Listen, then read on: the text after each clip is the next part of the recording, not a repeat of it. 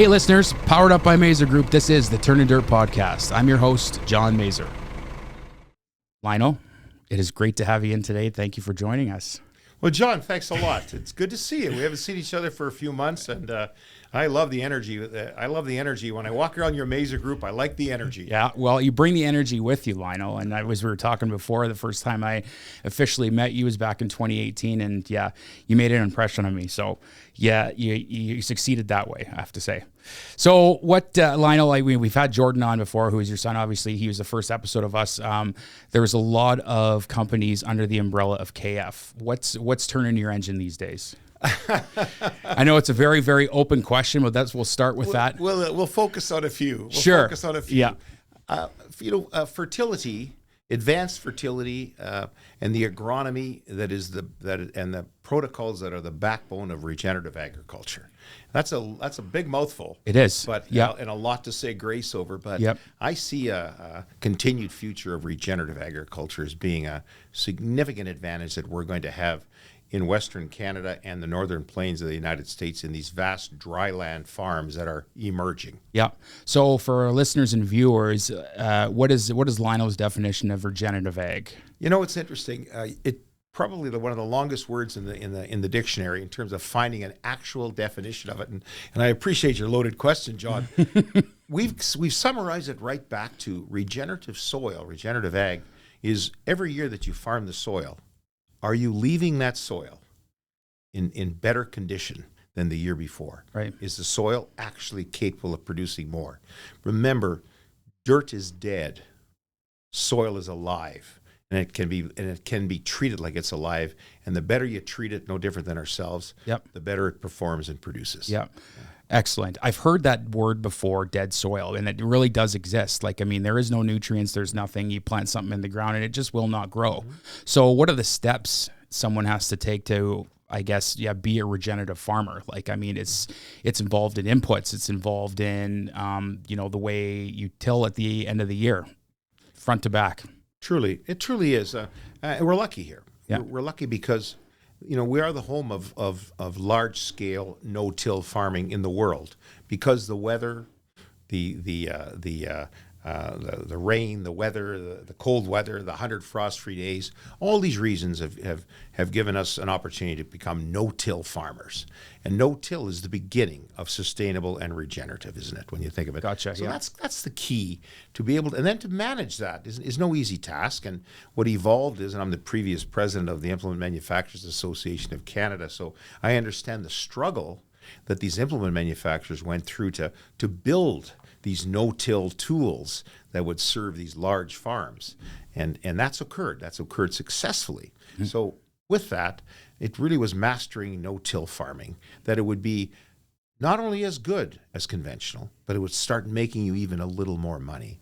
Once you've done that, then you can work back into your fertility program, you can work into your genetics program, and then now, of course, you work into the microbiologicals and the micro elements that are needed as well. Yeah. To be able to really have that soil produce, yeah, and become and remain regenerative. Yep. Now I remember like you say, zero-till or no-till farming. I remember hearing that as a young man way back, and my amateur version of it was that zero-till, obviously you're not cultivating at the end. You're just leaving it as it is after the combines come out of the field. Helps retain some moisture in the wintertime, that sort of thing. Is there anything over and above my candid explanation of zero-till that would be beneficial to my education on it? Yeah, I think there is. I think eventually as well, we allowed the weed bank to remain inactive and dormant, so we suddenly started having, eventually weed suppression was a little bit easier. John, I'm going to walk down history a minute here. Your dad, Mazer Implements in Brandon, yeah, were very, very big proponents of no-till in 1980. I wasn't even around, You Lionel. weren't even around then. And we took a set of no-till knives, the first knives that were ever built to be able to seed no-till. Yep. And I can remember talking to Bob Mazer, and he was, as you know, he was a student Yep. of all those new ideas. Yep. And convincing him to put those 40 knives on an air seeder and go out and see if he could no-till seed with them. Yeah. Turned out they didn't last very long. They weren't built very well. Gotcha. But the idea was great. Right. And that was the genesis and the beginning of these no-till knives that we use today. Is that right? So you're practicing this on the farm right today? Oh, we have been since 1980. Oh, no kidding. Yeah, absolutely. Oh, wow. 1980. Yeah. We invented the knife that is now called the Dutch stubble saver. Yep. We invented that on our farm at KF. And we were delighted, and we came up with 15 other iterations to match crops and soil conditions. And ultimately, very fortunate, we partnered with a great family, the Cruzon family, and Dutch Industries, Dutch Blacksmith at the time. Yeah. And we started selling and building knives, no-till fertilizer knives and no-till seeding knives. Yeah, that's the big one, right? Can I ask a quick question here? Giver. What's the opposite of no-till?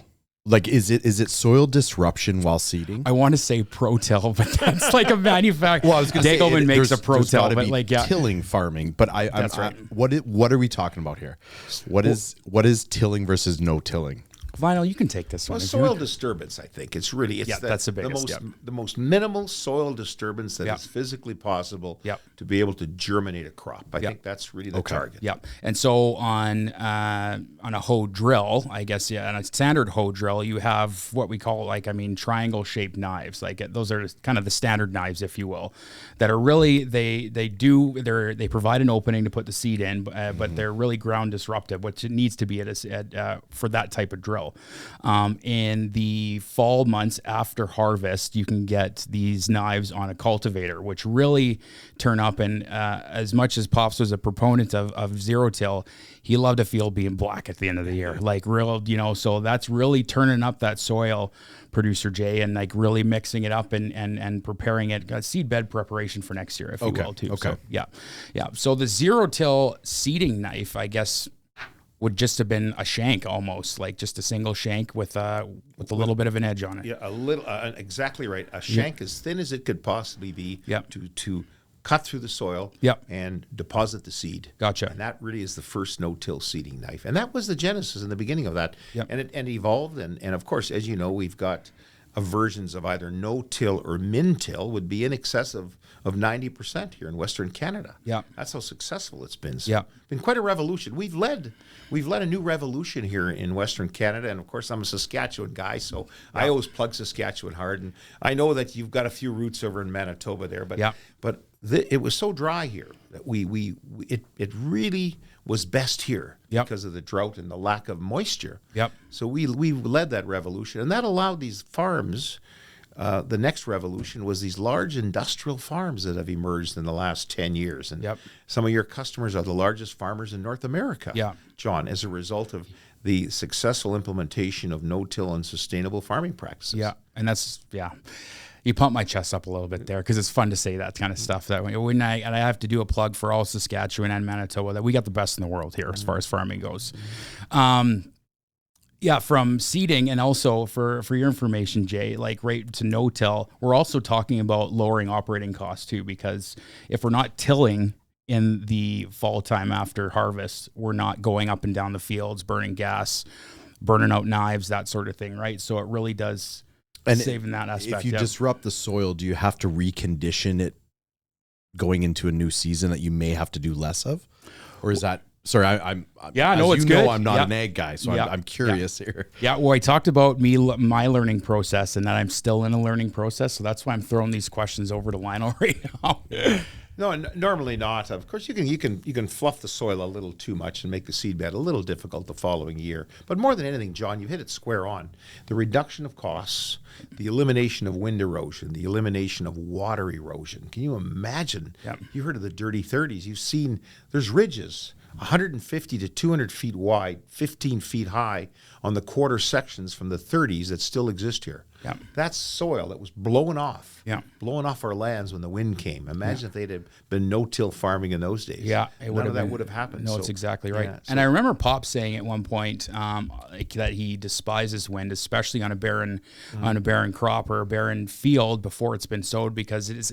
Correct me if I'm wrong on this. It's 100 years to make a centimeter, I think, of topsoil. It's beyond. I mean, Yeah. you know, it's ridiculous. You cannot lose it. So we've eliminated wind erosion. We've eliminated water erosion. When you think about that to begin with, we have preserved moisture, and really, we're in the business of water-driven yield, aren't we? We are. It's water-driven yield. So what better way to do that, to save that, than to not till the soil, expose it to transevaporation, and all the things that can occur there. So if you're a believer in water-driven yield, that's another good reason to really want to be not only no-till, but sustainable and regenerative. Right.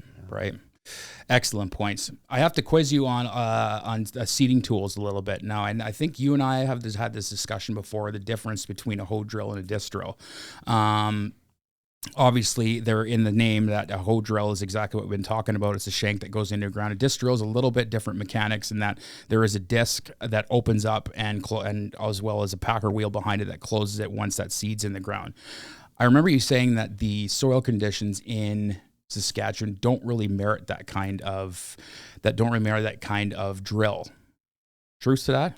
Yeah, it's more difficult. Yeah. The germination, success in germination is going to be a little more difficult if you're going in direct with a disc drill situation. It's easy to not have that better germination. Gotcha. Yet I think if you can succeed, you've got the right kind of land, the right crop, then I think you're slicing the soil open an even finer amount with discs. And that's really what we're trying to achieve. So I would say, I caution everybody, I caution everybody and say, use it judiciously, learn how to use it. Absolutely. Learn the fields and the crops and the conditions that can work for you in. That'd be my view on that, John. Yeah. We've got a customer just south of Belcaris, the north of us here, that has a disc drill. And it's been working very well for them now. Having said that, the conditions have to be right. You know, it can't be too wet. See, I mean, there's a little bit more diversity in seeding conditions when it comes to a hoe drill. But the disc drill and can seed faster. Like we're talking 6-8 miles an hour compared to probably your 4 or 5 with a hoe drill, right? So they tend to be a little bit smaller, dealing with 60 foot wide and 70 foot wide, as opposed to your 80 or 82 is probably what you're using on the farm right now. So there's a big science behind it. There is. Yeah, it's crazy. Yeah. So going back, we had chatted about the start of KF and in 2010, and you were involved in that, obviously, in a big way. The change to getting back into the farm side of things, what drove that?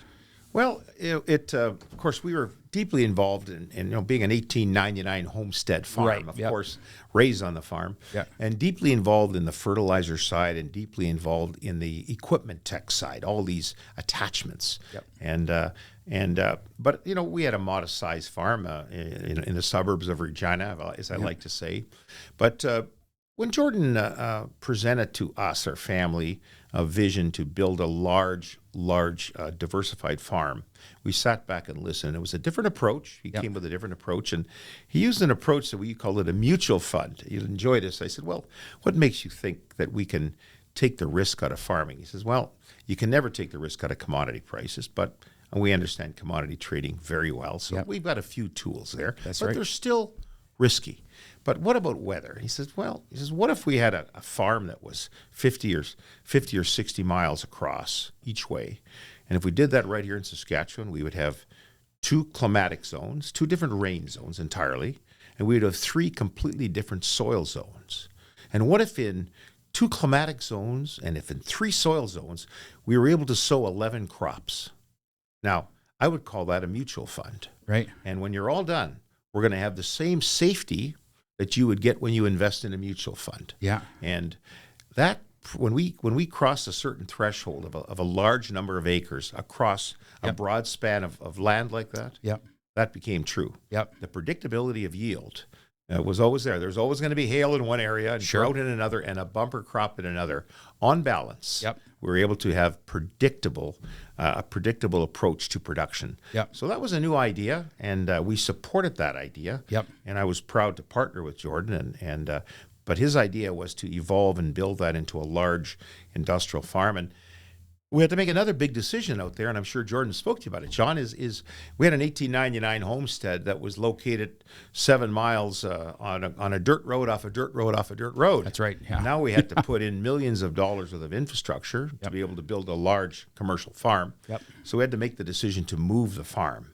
And that was a significant decision. We made that in 13, 14. Yeah. And then in 14, 15, we moved the farm 8 miles east to LeJord on highway and on rail. Yeah, that was a big move. Yeah, a huge move for us, and an emotional move as well. I bet, because yeah. we had 4 generations that were raised on the farm, many of them born on the farm. Yeah. And Jordan was the 5th, so it was a good opportunity to change, and that allowed us to really grow our infrastructure, which is there's always a weak link in every chain. Of course, and it turns out if we were growing a commercial farm, we were getting all the amazing equipment and technology from you, John, from your industry was giving it to us, but we needed the infrastructure as well, right, to be able to support all of that. And this allowed us to build out the infrastructure that we did. Yeah. Yeah, and it's an amazing site. If anybody is close to us in Regina here and wants to see the KF operation, we're how many miles on 33? It's about 14 miles, 13 miles. Yeah. And it is something like, I mean, their grain handling facility there rivals most of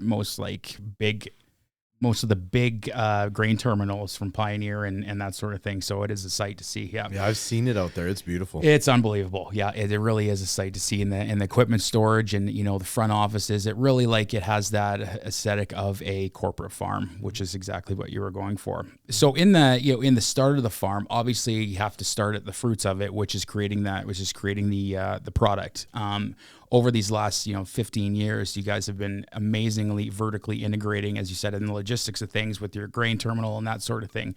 Was that always the plan at the start, is to incorporate that stuff, or was it, as we went on, we're needing this, now we're needing this, now we're needing this? We wanted to vertically integrate to a certain degree. We just didn't know how far up the value chain.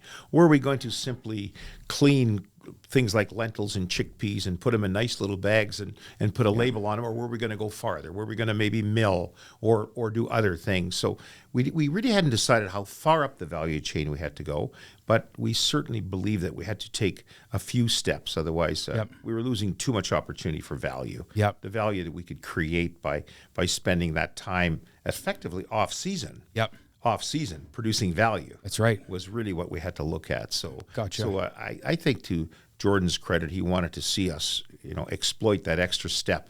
Right. And we're on that path, of course. Yeah, absolutely you are. Yes. And so the term field to fork, now we're talking about, I'm guessing, an expedited way from getting your product that you've harvested and grown over the year to the plate as fast as humanly possible. The way our amazing customers, and most of them are doing it, they harvest their crops, they take it to a grain terminal, and then they broker it out to whoever the end user is. You have a unique situation, Lionel, with KF and Jordan, that, you do have, your own logistics system when it comes to railways and cars and that sort of thing. Was that part of the plan? Yes, it was, and that was part of the cost and expense of changing farm locations, of course.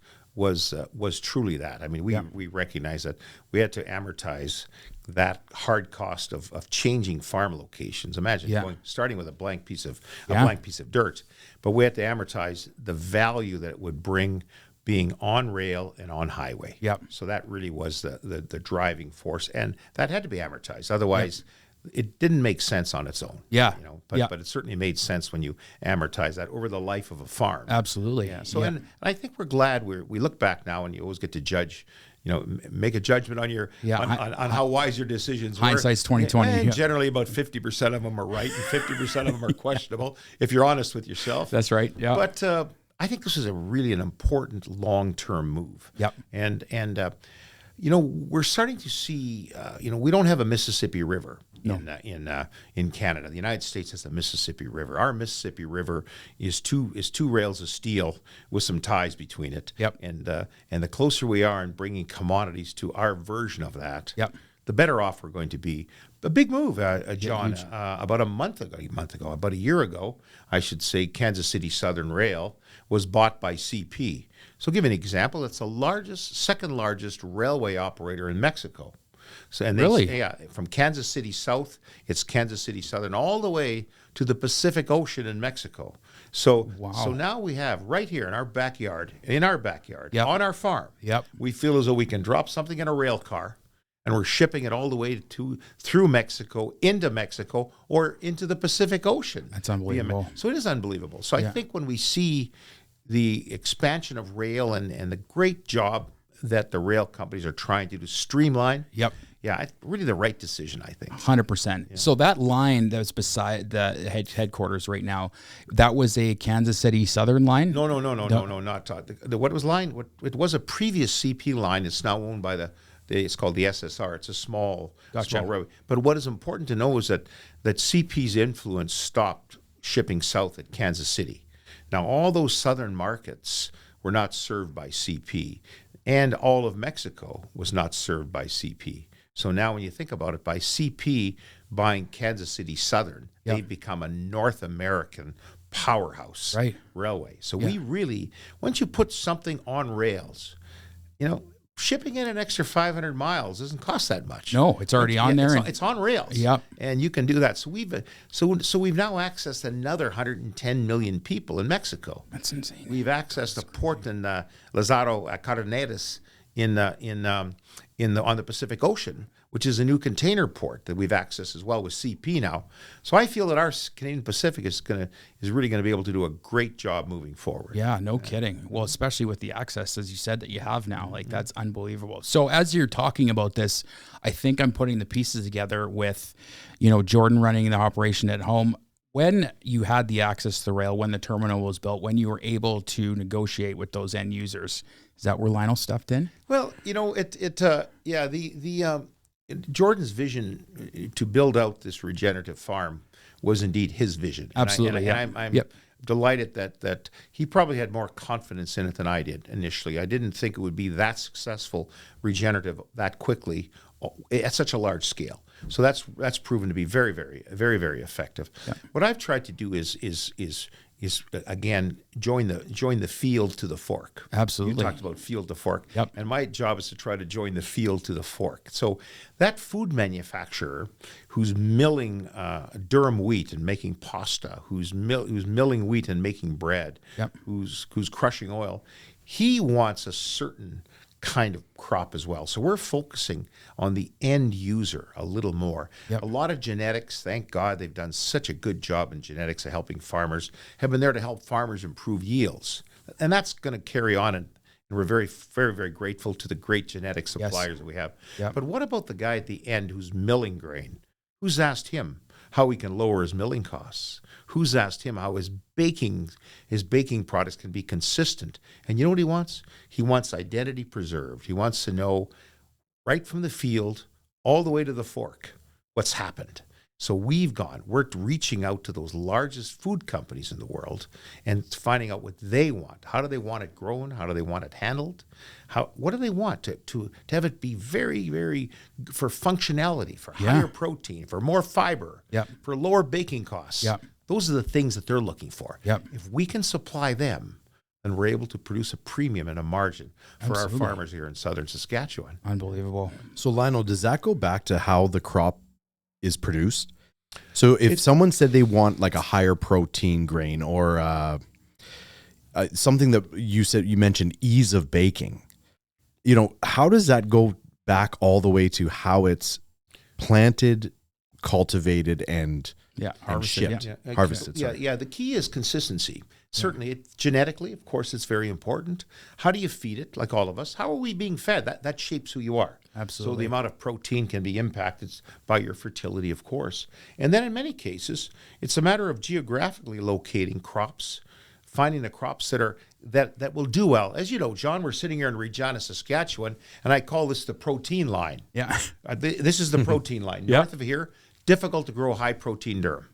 South of here, amazingly, the farther south you go, the higher protein durum you grow. And the line is Regina. Yeah, literally. Really? I call this the protein line. Yeah. Jokingly. Yeah. But farmers will agree. I've talked to my friends that are farming in the Belcaris area and other areas. They say, well, every second, third year, we don't quite get the protein we want in our durum. Yeah.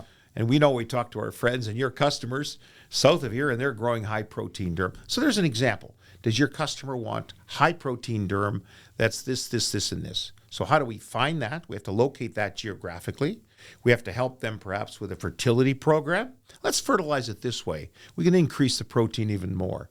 And then maybe eventually we supply them with a seed.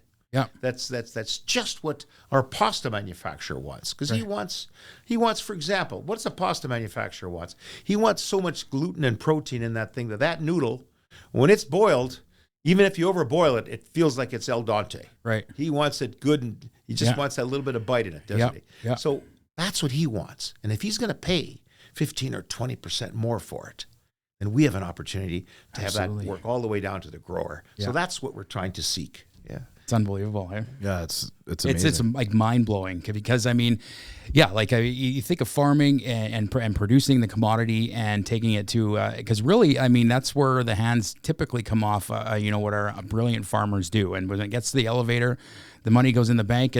But you're talking about again field to fork, and so on that, Lionel, are we saying that some of your end users have an influence on the way you're growing? Clearly. Really? Clearly, and have to.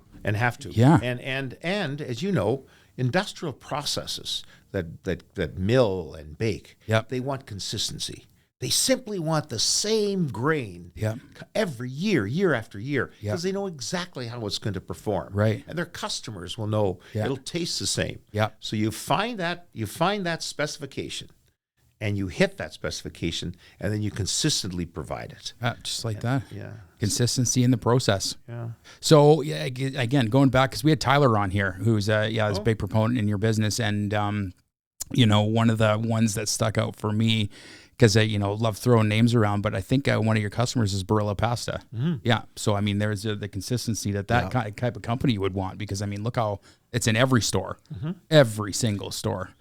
Which is unbelievable. Largest in the world. Eh? Is that? Yeah, largest in the world. And the largest pasta mill in North America is their mill in Iowa. Really? So, yeah. So, giving a great company like that exactly what they want. Yeah. You can appreciate the extra value that would add for them. Absolutely. And that just works its way down. Yeah. That just works its way down the value chain. Yeah. Right to the field. And that's right. That's what we're looking for. Yeah. It's KF's value proposition. Yeah, that's what it is, actually. Yeah. So there must be a lot of catch up that farms are playing in terms of traceability and records of these grains along the life cycle of that grain.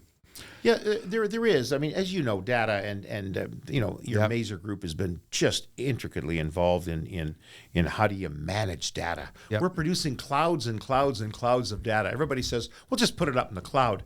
I'm afraid one of these days it's going to start raining data instead of rain here. But the fact is, how do we manage all that data? You're doing a very good job here, by the way, Mazer, of doing that. Congratulations. Thank you very much. But that's what it takes.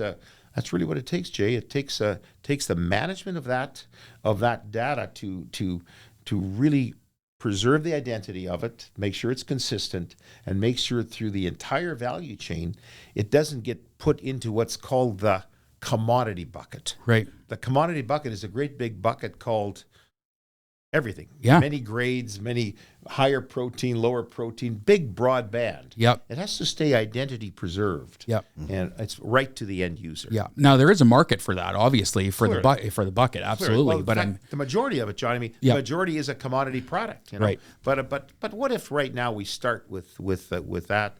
And so yeah, we're trying to make that work, and we're having fun doing it. Yeah. So you guys are having fun doing it. Every time I go out there, they're smiling to beat hell, and everybody's rocking and rolling. So, on the notion of field to fork and dealing with end users, I have to ask, what was KF's first home run from a field to fork? Your product to an end manufacturer. That's a great deal that we got done. Yeah, I think recognition initially of some of the high omega oil, growing high omega oil, recognition of some of the high value wheat for the specialty baking industry, big home run in yellow peas to the highest end baby food manufacturer in China that absolutely had to have no glyphosate, no this, no that. Yeah. Identity preserved all the way to that factory till they put it into the in those little cans of baby food. Yeah. And that they won at the highest end, and they had a high value baby food market there. So those are some great original home runs that we've grown. We laugh when One year we even had a crop show up that none of us knew how to pronounce or spell, and we still seeded it. So we've tried every fenugreek. What? Say it again. Thank you. Yeah, come again? Yeah. What was that? And not just a plot, Yeah. You know what it's like. If it's a good idea, we may as well put 320 acres in. Of course, yeah. And away yeah. we went. But so trying and trying the crops that can make a difference as well. Yeah. And that drives the operators crazy, as you know, because who wants to stop to change? But we still try to be innovative, which is difficult to do in a large scale farming. Absolutely. And it's something that's been done predominantly the same way forever. Exactly. You know? Exactly. Yeah. I actually got a question for both of you on that note. So, Lionel, you've been in the farming industry for years. John, you've grown up with a family that was in farming, and you handle a lot of the equipment side. Yep. So when we talk about paradigm shifts in agriculture, what have you seen over the past in your life that was a huge shift, that kind of where people stopped and said, okay, now we are officially doing things differently starting now? What is one from the past, and is there anything you see happening in the future, near future? Interesting. Very interesting. I should maybe let John answer that Okay. first. There, he's a man of wisdom, particularly when it comes to the equipment technology. Well, thank you very much for that, Lionel. I like to say that I talk a decent game, but I don't know the full game. And to answer your question, Jay, I would think a huge paradigm shift would have been when variable rate seeding came out. And that it pertains to, and correct me on this, Lionel, it pertains to the amount of seed put down given the specific soil conditions. So if it's going to grow better in one area, we're going to put more here. And if it's going to grow less here, maybe lighten it up a little bit. And that's a very vague definition of it. But that was because before, an air seeder, it was just, you flip the hydraulics on, every run is run on the same amount. And, we can go from how much seed goes in the ground from zero, like shut a run off, to put more down put as much as we can down that run, right? So I think that was a huge paradigm shift when it came to farming, because again, the earlier model air seeders, it was just wherever you went over, and if you went over something twice, it was getting twice the amount of seed. Mm-hmm. So that's very good. I think that was, Farmer Jay, as we like to call you, with those good questions that you're asking here.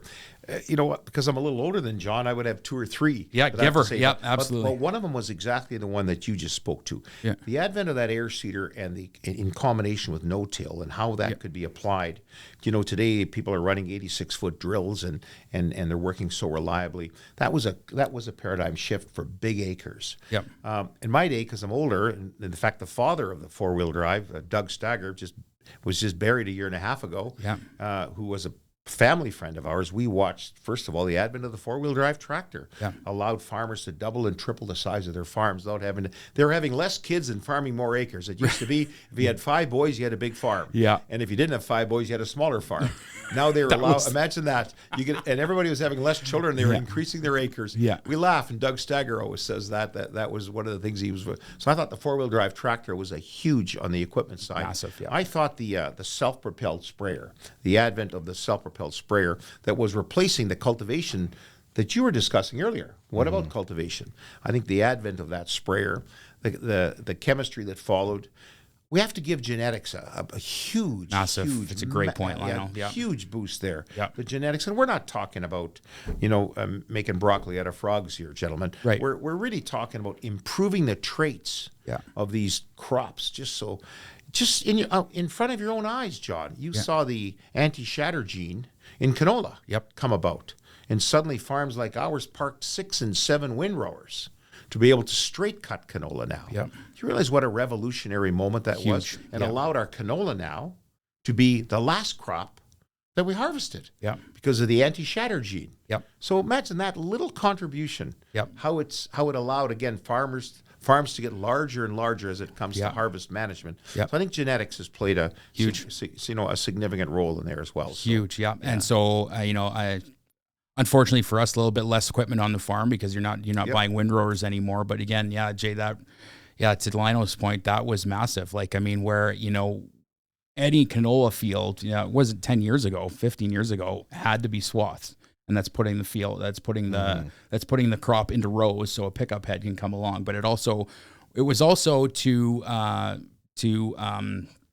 what's the word I'm looking for here, is to make the pod more easily harvestable too.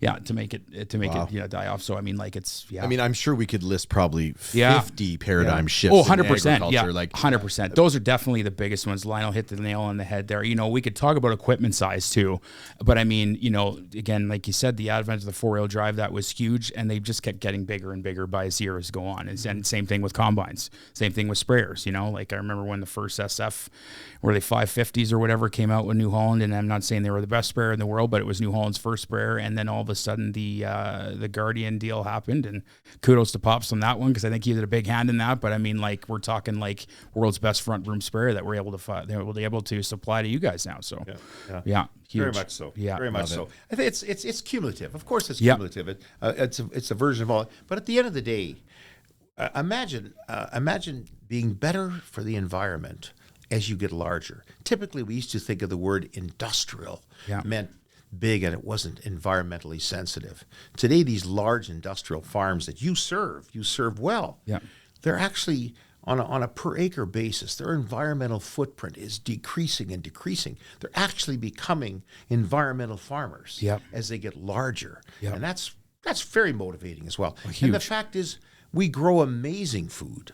We have to isolate it. We have to know what we're growing. We have to identity preserve it, and have the people who want the best foods. Make sure we preserve the identity and give those people those best foods that we're growing here. So we have a great opportunity here in again, I'm such a Saskatchewan patriot here. So and of course we love our neighbors to the east and the west, but but ultimately a patriot of Saskatchewan. We have a great opportunity to have these large industrial farms continue not only to grow, but continue to lower the environmental footprint, improve the functionality and the functionality of food, better food quality, more of the things you want, more fiber, more protein. That's what we have the capability of doing here. So it looks very, very positive when you think about it. The other thing we're going to have to start doing, and there's technology afloat to do it. Already we're experimenting with some right now, is the preservation of moisture within the soil. We have to start building ways and methods of capturing water when it comes, because as you know, with climate violence, I won't call it climate change, with climate violence, some years I laugh, we're getting the same amount of rainfall we historically did, but we're getting it in one rainstorm instead of 5. I call that climate violence. So imagine all that comes down. How do we preserve that? So there are indeed technologies now that are able to encapsulate moisture and water and preserve it, give it the same holding characteristics. The land is this good Regina heavy land is right here. It holds water forever.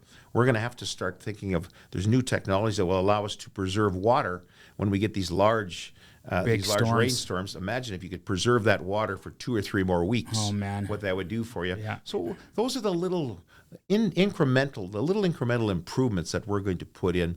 I think, though, revolutionarily in front of us, if I had to pick what was going to have the most significant impact right now, right in front of us, I would say with the advent of microelements, we're feeling the great effects of microelements: boron, molybdenum, zinc, sulfur, all of those. That's fantastic. It's no different than us eating right and taking our multivitamins. But I think microbiologicals are really the next revolution, the next 5 years. Look for the organisms in the soil, the microbiological. They make that soil. As the soil becomes alive, it's full of bacteria. That's positive. It's just full of life. And I think you're going to find microbiologicals, the treatment of crops with microbiologicals while they're growing, is going to be one of the next areas of agronomy that I think has a lot of growth in front of it. Wow. Have you, like in your travels, have you spoken to companies that are looking at that? Yeah, lots of them. In fact, we're as you know, we plot work. We plot, as you know, for some of the largest companies in the world. We do plot work for them. But ultimately, yes, there's a lot of different species, a lot of how to ultimately do that. Some great Saskatchewan companies. A company up north, Humaterra, is building biologicals for soil. There's many companies that are doing it, and those companies are finding the biologicals that are going to be very impactful and increase our yields. As you know, the genetics. We like to say when we leave the crop production show in Saskatoon, that day we're growing 100 bushels an acre of canola. Yeah. Just ask all the people that you've talked to along the way, Yeah. right? Yeah. And by the time you bring it in, you've grown 50 or 60 bushel, or Yeah. up north, of course, they do 70 bushels an acre. But along the way, the genetics have the capability of doing it. So if it's water yield, if it's yield based on water, Yeah. if it's fertility, if it's microbiologicals, we just have to find the tools Right. to actually have that genetic produce as close to that 100 bushels an acre as possible. Yes, you know? absolutely. And it's in front of us. It is. It's coming. Yeah. So the development of that, like, I mean, is, let's hypothetically say we're 5 years down the road and we have what you're talking about, Lionel. It's implementation of it. Is it simply just spraying a solution onto the field? Is it? Well, you know, John, you've really hit it right. And that's one of the things that big agriculture challenges all the time. I've got a great solution here. I've got a great solution in this glass. Yeah. It's How water. do I get that across an 86-foot cedar going down the field at 4 miles an hour that will not stop for 5 extra minutes in a day to have any inefficiency? Yeah. That's the real challenge. Right. You know, at a cottage level, any technology can be implemented. Yeah. Sprinkle here and a little experimental there. But how do you do this across tens of thousands of acres? Right. And that's the real challenge. And that's what's so fantastic about where we are today. And we're applying these microbiologicals, these microelements, this new fertility. We're applying it and still keeping the highest rate of efficiency, Right. in how we seed the crop and how we prepare and how we harvest the crop. Right. So there's a challenge. It is a big challenge. Yeah. Yeah. And it never stops. No, Like, no, I mean, of there's course always not. progression in it. Yeah. Yeah, no destination, John. It's only a journey. That's right. Yeah. We'll never get to the destination, but we enjoy the journey while we're on it. Yeah, we do. Yeah. Well, I have to thank you while I have you here for your outstanding partnership with Mazer Group and you know, KF and Mazer Group working together. It's just been an absolute pleasure working with you guys. And you know, as I said, we've got the best in the world here in Saskatchewan and Manitoba. But you know, Saskatchewan was definitely a paradigm shift for Mazer Group coming out here and then talking about, you know, the industrial size farms. We really had to focus on different things such as technology within the equipment. A lot of our conquest customers and a lot of our products were proven by mechanics out in Manitoba, you know, throwing pans under the combine, that sort of thing. But here, technology is such a tenant in the success of a farm, and it's farm the size of yours. So I do have to say thank you for your patience too. And you know, it's not a dig at New Holland or anything like that. They make an unbelievable product mechanically. We're just we're on our way to something big and something great. I can guarantee that. There's stuff coming down the pipe this year that we're going to get KF involved with. But the fact that you're utilizing technology so much is really an eye opener and a learning experience for Mazer Group, and you've taught us a lot. Well, thank you, John. And of course, you know, a couple things in life are very hard. One of them is listening. Yeah. And I probably don't do a good enough job of that because I like talking a lot. But and the other one is actually wanting to take that knowledge and actually wanting to do something with it. And to your credit, you've listened a lot. You've wanted to do something with it. You've pushed all the buttons that you can.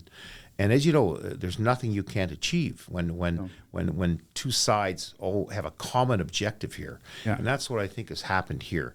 We now have the application, I think, of highly high technology data management, data application with mechanically proven equipment. Yes. And you've been very, very, very generous in wanting to get to that point. So and size-wise, we're delighted to have the Mazer Group here.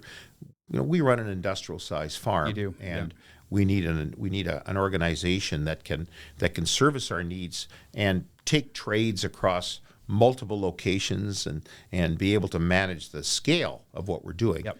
And so we had a tremendous relationship with the Markison family. Yeah, great people. And just Like, unbelievable. unbelievable. Yeah. One of the great families in agriculture. Yep. And your ability to take those same qualities, have us feel like this is a family business here, but yet the scale of the Mazer Group allows you to look at this in a larger way. Yeah. And that complements where we're going. So, John, thanks to you and your dad and brother and family for venturing into Regina and helping us be successful here. Well, it was our pleasure. As Dad said, he was coming home when this deal happened. Because as you know, he was born in Radville, Saskatchewan. So, it's been an excellent. It's a part of the journey. It's been an excellent part of the journey for myself, for Logan, my wife, and our kids. And I don't know how deep I should go with this, but I'll tell you, I always saw Regina as the armpit of Canada. And maybe it was at one point, but like when Logan actually lived out here, my wife lived out here for 6 years. And then I convinced her to come back to Brandon, and she always was raving about Regina. I said, that's bullshit. It's not that nice, whatever. Got out here, the welcoming of you and your family was a big part of it, but I love it here. Absolutely love it here. It's an amazing city. There's amazing people. I got to meet producer Jay, which is amazing. And so it's really been amazing coming out here and, hopping on that learning curve with Mazer Group and KF and learning about big industrial size farms. Cause we gotta, as you said, there's no destination. Well, there is a destination, but it's the journey that we're on, and we're embracing every single minute of it. So, and more than anything, John Mazer is making a difference. Thank you. That is so important. Thank you very much. Keep that passion rolling. And yeah, John Mazer is making a difference. Congratulations to you. Thank you very much, Lionel. Sure. Appreciate that. Should we get into some fun stuff? I got to light myself up here. Yeah. I mean, I don't know if you get a better ending than that, but we can. Know. Yeah. We can. I got a few questions. Not necessarily too light, but first question is, Lionel, you being in business for years and having, a multitude of experiences, a lot of people are growing up right now thinking, how am I going to be successful in a world that exists today? Things are more money, it's a lot of things are crowded in the market. If you could give any advice to someone that's, maybe in their 20s and saying, I want to be quote unquote successful, whatever that means. I don't know if you've mentored people, but what would you say to them? Well, it feels more dangerous today than it did when I was a young entrepreneur starting out. It does feel dangerous. It feels riskier out there to me as well. For me to say that is I notice that, and I almost want to put some caution out there.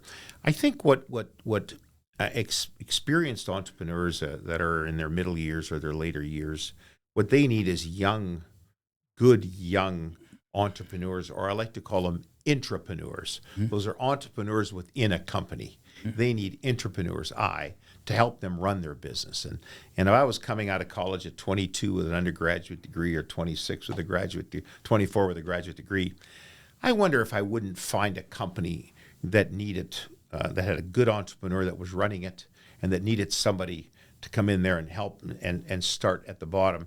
That first job, a mentoring under someone that would allow you to learn all the things that you have to learn. And within that entrepreneurship, you have a chance, of course, of not only learning great things, but you have a chance as well to sometimes come in and even buy. Some of these companies have got employee share ownership plans and things of that nature. You have a chance to come in and even participate in the company that you're involved in. So I think the first training ground is not invest some money and learn how to do it, because I think that's a little dangerous. I think the first training ground is come in under someone like John Mazer and watch John and lean on the broom, start on the first job. Yeah. Learn the industry, learn the business, watch it. Consider that to be part of your next round of education before you become an entrepreneur. Yeah. And John will tell you along the way what he did wrong or right. Of course. And wants to. We want to help everybody who's listen, the few times we've crossed the finish line and maybe got a ribbon, those aren't exciting stories. The most exciting stories are the times you failed. And came back. They're the ones we talk about. Absolutely, they are. Yeah, and the biggest lessons are learned there too. I think so. I think they are. 100%. Yeah, for sure. Yeah. Great answer. Okay, so I got another one. This might be rhetorical, but how true is this statement? It's harder to make your first $1 million than it would be to go from 1 million to 5 million. I know there's a ton of factors. I know there's a ton of factors that would come into play. What do you do with it? Well, first of all, $1 million even today is a lot of money. And I heard that story 40 years ago. It was a lot of money. A lot of money. Yeah. And one of the great moments came one year when we were in the no-till knife business, and we were promoting. And 6-7 years later, one year we had $1 million worth of royalties, and we thought that was a lot of money. Yes, it is hard. They're all hard to. That first million is hard to make, and that's why I'm cautioning some of the young entrepreneurs to spend another year or 2 or 3 learning and getting ready for it. Don't throw the investment out and then follow up and learn your lessons. Learn your lessons. First. First. Learn them mentor under somebody. Somebody comes to me, and if they're that kind of individual, I'll find a place for him in my organization. Right. You can work for me because you want to do anything, and you will do anything. Right. You want to learn the business. I think that's why I caution that way. But for everybody that's of the later vintage, as I am in my career, here's the good news. You will make more money in the decade of your 60s than you will in any other decade. Wow. That you will live. And please explain this to me. Well, that's the highest earning decade for entrepreneurs is in their 60s. We were just talking about the reverse smile of happiness in a man's life. We were talking men. Yeah. Because me and John were having a conversation, but that is true. 100%. Money allows for more investment, allows for more money, more freedom, more options to jump on opportunities quicker. Yeah. And your kids are grown, they're independent, your house may be paid off, and all of a sudden, all the fruits of your labor, of your early investing and your early risks, and the losses are mitigated now. You're in your 60s and you're and maybe you made a couple of other decisions. First of all, your kids are in college and gone, so you're not coaching baseball or lacing up skates. Secondly, you decided maybe you're not going to be Tiger Woods after all, and become a professional golfer, or you're not going to be Brett Hall. And you kind of decide, and by then you've also rid yourself of your life of the things you don't like doing anymore. And you're doing the stuff you like to do. Yeah. And that's where you get really good, don't you? Yeah. Because that is your golf game. That is what you do. That's what you do because you like doing it. But guess what, gentlemen? That same study would tell you that the difference between somebody in his 50s or 70s almost tied. The guy in his 50s decade, or the entrepreneur, slightly more than one in his 70s. But there's great earning years ahead of you in your 60s and your 70s, which means that collective of knowledge, there is payment there, isn't there? There is. When you think of it, Unbelievable. I like hearing that. Oh, so do I. I guess my last one, and this is just a general question, is, as someone as experienced as you, what is your biggest pet peeve in life? And I'm talking not just business, not just farming, not just investing, whatever it is. It could be the stupidest thing. What is something that's just a pet peeve of yours? I think the lack of perseverance in people. I've tried to become a more tolerant person as you get older, and as we raise in life, we always try to be better and more tolerant. But I'm sure having trouble, even at this age in my life, to look at someone who doesn't have the perseverance to stick it out. It's getting tough. It's getting hard. It's getting uncomfortable. It's getting difficult. I can pick 20 more words. Well, when they go and get tough. Yeah, just go get it. Yeah. I mean, I think that's the one that I probably won't get that solved. I'm probably going to be very, very non-tolerant to that characteristic, because perseverance brings out an inner courage. It brings out the best in yourself, and that's one of the things I can't tolerate is lack of perseverance. Mm-hmm. Such an insightful pet peeve. I love it. Yeah. Like, it's so good. Yeah. Mine is when I let someone in traffic and they don't wave at me, That's right. Say thank you, you asshole. Yeah, exactly. Yeah. I say thank you to everybody. Unbelievable. Are you good? Well, I mean, I kind of want to keep talking, but I won't, because you know what? This has been great. It's so been thank so you very good. much, guys. Yeah. You're very welcome, Jay. Thanks for hopping in. Thanks, Lionel, I'm gonna end it there, only because I want to have you back, if that's okay. Perfect. Love to do it. Thank you so much for coming. This has been a great episode. You're always, every time I see you, you enlighten me with some sort of knowledge or idea or anything.